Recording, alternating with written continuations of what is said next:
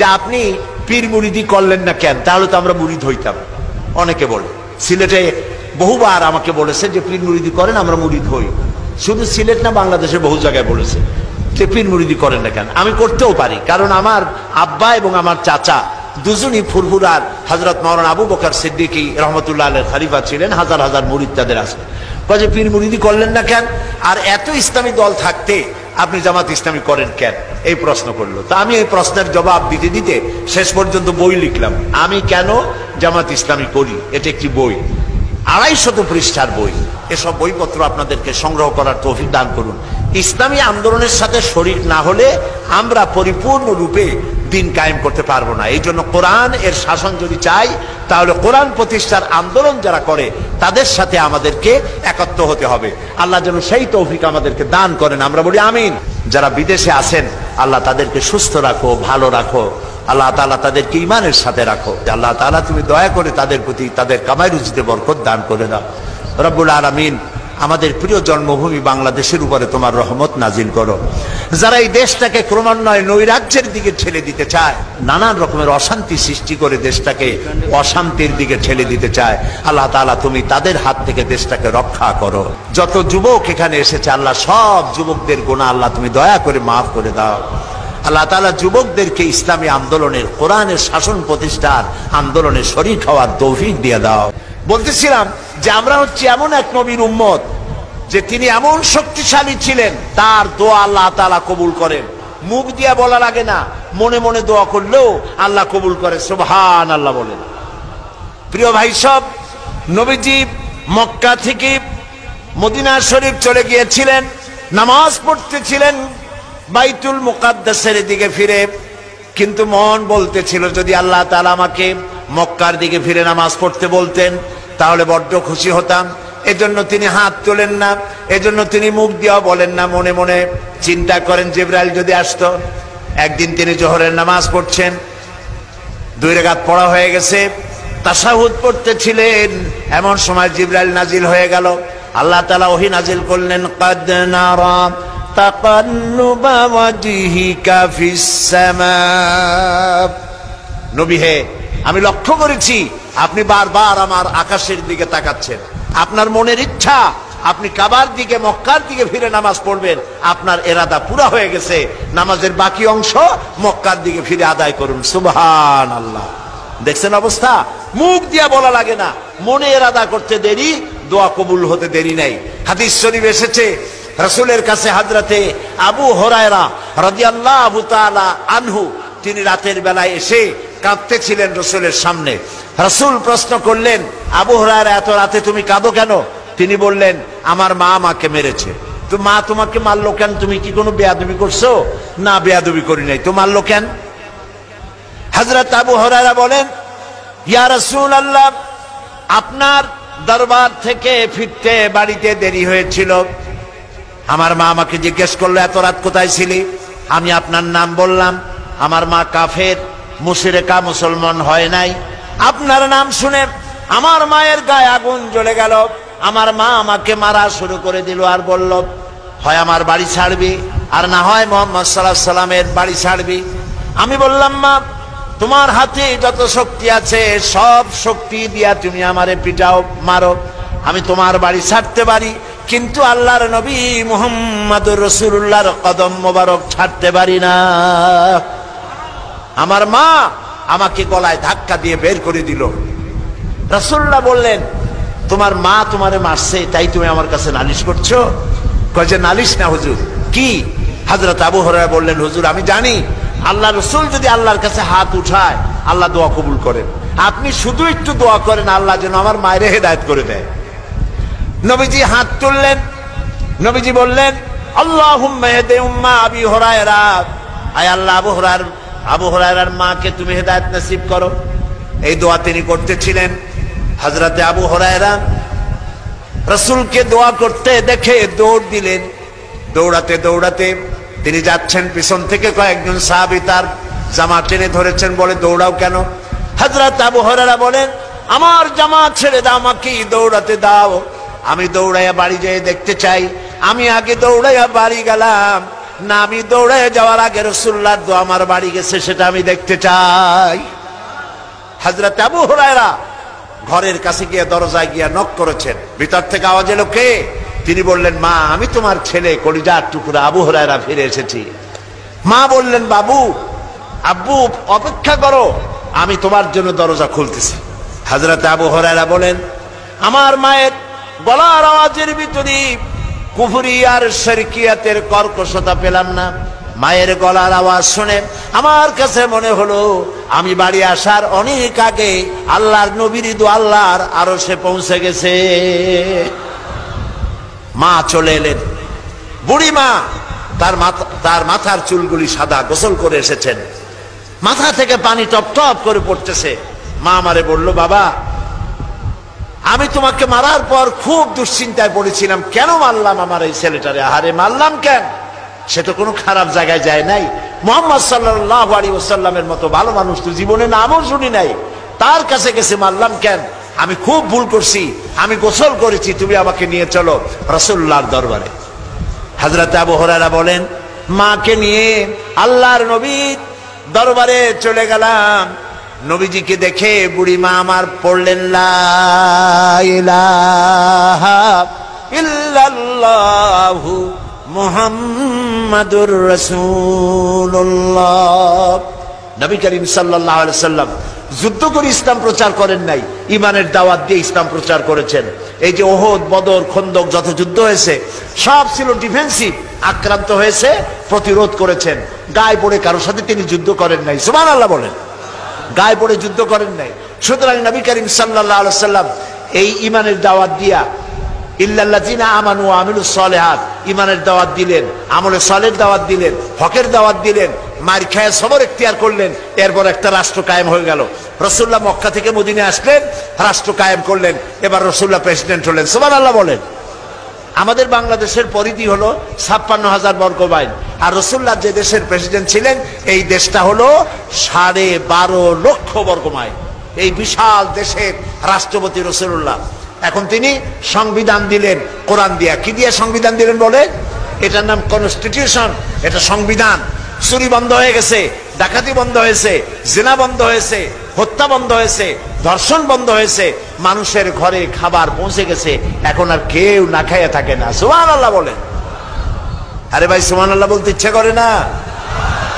খাওয়া পড়া, শিক্ষা, চিকিৎসা, বাসস্থানের গ্যারান্টি দিচ্ছেন রাসূলুল্লাহ। হযরত আয়েশা বলেন, রাসূলের স্ত্রীদের ঘরে মাসের পর মাস চলে গেছে, ঘরে খাবার নাই, চুলায় আগুন জ্বলে নাই, কিন্তু মানুষের ঘরে ঘরে খাবার পৌঁছে গেছে, খাবারের অভাব কারো হয় নাই। বৃদ্ধরা ভাতা পেয়েছেন, বয়স্করা ভাতা পেয়েছেন, শিশুরা দুধের পয়সা পেয়েছে, মা পয়সা পেয়েছেন, ঘরের দরজা খুলে সুযোগ পেয়ে গেছে লোকেরা ঘুমাবার। আল্লাহ তাআলা বলছেন, ইসলামের যখন বিজয় আসবে, ইযা জা নাসরুল্লাহি ওয়াল ফাতহু ওয়া রাআইতান নাসা ইয়াদখুলুনা ফি দীনিল্লাহি আফওয়াজা, যখন দেখতে পাবে ইসলামের বিজয় এসেছে, তখন চতুর্দিক থেকে লোকেরা দলে দলে ইসলামে গ্রহণ করবে, ইসলামে প্রবেশ করবে। তাই হলো, চতুর্দিক থেকে মুসলমানরা আসতে লাগলো। রাসূলুল্লাহর ইন্তেকালের আগ মুহূর্তে দেখা গেল পুরা জাজিরাতুল আরবের মধ্যে আর কাফের ছিল না, সব পড়েছে। পড়েন আমার সাথে, লা ইলাহা ইল্লাল্লাহু মুহাম্মাদুর রাসূলুল্লাহ। তখন যারা ক্ষমতায় ছিলেন, ক্ষমতায় থেকে রাষ্ট্রের মাল তারা পেট ভরতেন না। এখন তো দেখা যায় দেশে দেশে যারা ক্ষমতায় যায় আখের গুছায়।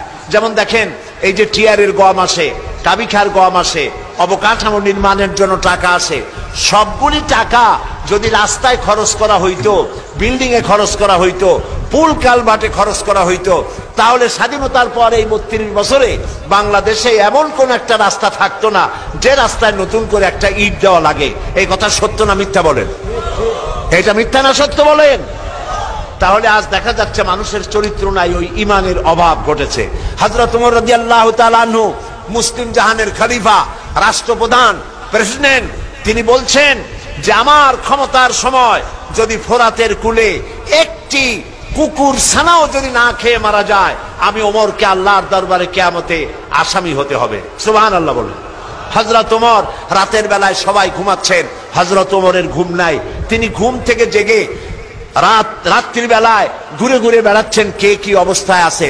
ঘুরতে ঘুরতে দেখেন একটা তাঁবুর মধ্যেই আলো জ্বলতেছে আর কান্নার আওয়াজ। আস্তে করে কাছে গেছেন, যে দেখেন একটা মেয়ে লোক কি জন্য রান্না করতেছে আর বাচ্চাগুলি পাশে বসে কান্দে। তিনি ভিতরে ঢুকে বললেন, আচ্ছা মহিলা, তুমি এত রাত করে রান্না করতেছো কেন? এই বাচ্চাগুলি ক্ষুধায় কাঁদতেছে, যদি তুমি সন্ধ্যা রাত্রে রাঁধতে তাহলে তার অসুবিধা হতো না। মেয়ে লোকটি বলছে, পথিক আমি তো তোমারে চিনি না, তুমি তো আমার এইভাবে শাসন করতে পারো না। এই যে বাচ্চা ছেলেমেয়েগুলি আর আমরা মদিনার লোক না, পার্শ্ববর্তী দেশ থেকে আসছি মদিনা গভর্নমেন্টের কাছ থেকে সাহায্য নেওয়ার জন্য। ভিড়ের কারণে খলিফার কাছে যাইতে পারি নাই। আমার ছেলেগুলি 2-3 দিন না খাওয়া, আর এই যে হাড়ি, ওর মধ্যে কোনো গোশত না, পানি আর পাথর দিয়ে নাড়াচাড়া করতেছি যাতে বাচ্চারা বোঝে যে গোশত রান্না করতেছি। বলেছি যে একটু অপেক্ষা করো, রান্না হইলে খাইতে পারবা। কিন্তু বাচ্চাগুলি এত ক্ষুধার্ত, কোন রকমেই তারা আমার কথা শুনতে চাচ্ছে না, কাঁদতেছে। হযরত ওমর বলেন, এটা শুনে আমার মনে হলো যে আমার পায়ের তলা থেকে মাটি খসে যাচ্ছে। হযরত ওমর বললেন, মা তুমি একটু অপেক্ষা করো, দেখি আমি তোমার কোন উপকার করতে পারি কিনা। হযরত ওমর দৌড় দিলেন। ইতিহাস বলছি, গল্প না। হযরত ওমর বাড়িতে চলে গেলেন।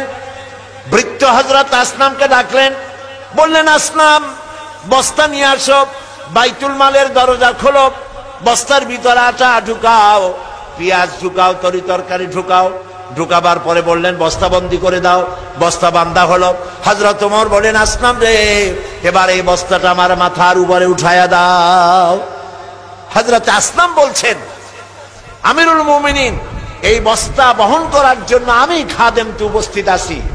হযরত ওমর বললেন, না, আজকের বোঝা আমার মাথায় উঠাও, কারণ কিয়ামতে তোমাকে আসামি বানানো হবে না। যে দৃশ্য আমি দেখে এসেছি কিয়ামতের দিন, এজন্য আল্লাহ আমাকে আসামি বানাবেন। আমার বোঝা আমার মাথায় উঠাও। আটার বস্তা মাথায় নিয়ে হযরত ওমর দৌড়তে লাগলেন। অর্ধেকটা পৃথিবীর প্রেসিডেন্ট হযরত ওমর আটার বস্তা মাথায় নিয়ে দৌড়াচ্ছেন। তাঁবুর কাছে গিয়ে বস্তা ফালালেন। বস্তা খুলে আটা বের করে বললেন, মা রুটি বানাও। নিজে তরকারি কুটলেন। রান্না হয়ে গেল। তিনি বললেন, বাচ্চাদের আমি খাওয়াই, তুমি তোমার মতো খাও। 2 বাচ্চা 2 উরুতে নিয়ে হযরত ওমর বাচ্চাদেরকে রুটি খাওয়াচ্ছেন। মহিলাটি লক্ষ্য করে দেখলেন যে হযরত ওমর রাদিয়াল্লাহু তাআলা আনহু বাচ্চাদের খাওয়াচ্ছেন আর তার চোখ দিয়ে পানি পড়তেছে, দাড়ি ভিজে ভিজে পড়ছে। মহিলা বললেন, পথিক তুমি যে কে আমি তো তোমারে চিনি না, তবে আমার মনে হয় এই দেশের বাদশাহ ওমর না হইয়া তোমার মতো মানুষ যদি বাদশাহ হইতো তাহলে আমাদের কপাল বোধহয় আরো ভালো হইতো। হযরত ওমর এই রাতের বেলায় মহিলার কাছে নিজের পরিচয় দিয়ে বাহাবা নিতে চাইলেন না। তিনি বললেন, মা আগামীকাল তুমি খলিফার দরবারে যাবে, সেখানে তুমি আমাকে দেখতে পাবে, আমি সেখানে তোমাকে বেশি কিছু দিতে চেষ্টা করব। মহিলা পরের দিন হাঁটতে হাঁটতে চলে গেছে খলিফার দরবারে। যায় দেখে চেয়ারের উপরে যিনি বসা, রাতে যিনি আটার বস্তা মাথায় করে নিয়ে রান্না করে বাচ্চাদের কোলে করে খাওয়াইছেন, তিনিই তো খলিফা। মেয়ে লোকটি থরথর করে কাঁপতেছিল। কাছে গিয়ে বলছে, আমিরুল মুমিনিন, আমি তো ভুল করেছি, আপনাকে কষ্ট দিছি, আল্লাহর রাস্তায় আমারে মাফ করে দেন। হযরত ওমর দাঁড়ায় গেলেন। বললেন, বুড়ি বললেন, মা আমার কাছে মাফ চাইও না, উল্টা বরং আমারে মাফ করো তুমি, কারণ তুমি বলার আগে আমি খোঁজ নিয়ে তোমার কাছে খাবার যে সময় মতো পৌঁছতে পারিনি, এই জন্য কিয়ামতের দিন তুমি আমাকে আল্লাহর দরবারে আসামি বানায়ো না। সুবহানাল্লাহ। এই ছিল ইসলামী রাষ্ট্র। সেই ইসলামী রাষ্ট্র কায়েম করে রাসূলুল্লাহ বিদায় হয়ে গিয়েছিলেন। চুরি, ডাকাতি, জেনা, ব্যভিচার, হত্যা, ধর্ষণ সব বন্ধ হয়ে গিয়ে সুন্দর এক পৃথিবী তৈরি করেছিলেন। সেই সমাজ, সেই ধরনের একটি সমাজ আমরা বাংলাদেশে কায়েম করতে পারি না, পারি না? বলেন পারি কিনা? এরকম একটি সমাজ কায়েম হোক বাংলাদেশে, যা কোরআন দিয়ে চলবে। বাংলাদেশে যে সংবিধান অ্যামেন্ডমেন্ট হচ্ছে সমানে, 13টা হয়ে গেছে, 14টা হবে আর কদিন পরে, আর মাত্র কদিন পরেই 14th সংশোধনী আসবে। এইভাবে সংশোধন হতে থাকবে, কিন্তু কোরআন শরীফের কোন সংশোধন করা বলেন লাগবে নাকি? লাগবে না। সুতরাং কোরআনের আইন দিয়ে দেশ পরিচালিত করার জন্য আমরা কি প্রস্তুত আছি? জোরে বলেন আছি? কোরআনের আইন দিয়ে যদি দেশ আমরা পরিচালিত করতে চাই, তাহলে আমাদের সকলকে আল্লাহর উপর ঈমানকে মজবুত করতে হবে, আমলে সালেহ করতে হবে, নেক কাজ করতে হবে, হকের দাওয়াত দিতে হবে, প্রত্যেকের কাছে হকের দাওয়াত দিতে হবে, নামাজের কথা বলতে হবে, আজ আমার দেশের লোকেরা ওয়াজ শোনে ঠিকই, কিন্তু নামাজ পড়ে না যারা, তাদের সংখ্যাই বেশি। কথা ঠিক কিনা বলেন? কথা ঠিক কিনা? 5 ওয়াক্ত নামাজ যদি কেউ ছেড়ে দেয়, নামাজ যে পড়ে না, তার তো ঈমান নষ্ট হয়ে গেল। রাসূলুল্লাহ বলেছেন লা দীনা লিমান লা সালাতা লাহু, যার কাছে নামাজ নাই তার কাছে দ্বীন নাই, ঈমান নাই, চরিত্র নাই। রাসূলুল্লাহ বলেছেন মান তারাকা সালাতান মুতাআম্মিদান ফাকাদ কাফারা, ইচ্ছে করে যে নামাজ ছেড়ে দেবে সে কাফের হয়ে যাবে। বলেন নাউজুবিল্লাহ, জোরে বলেন নাউজুবিল্লাহ। কিয়ামতের দিন সর্বপ্রথম প্রশ্ন হবে নামাজের, নামাজ পড়েছো কিনা। নামাজ কবুল, সব নেক আমল কবুল। নামাজ কবুল হবে না, কোনোটাই কবুল হবে না। 5 ওয়াক্ত নামাজ জীবনে আর ছাড়বো না, এই ওয়াদা কি আমরা করতে পারি? পারবো ওয়াদা করতে? 2 হাত উঁচু করেন সবাই।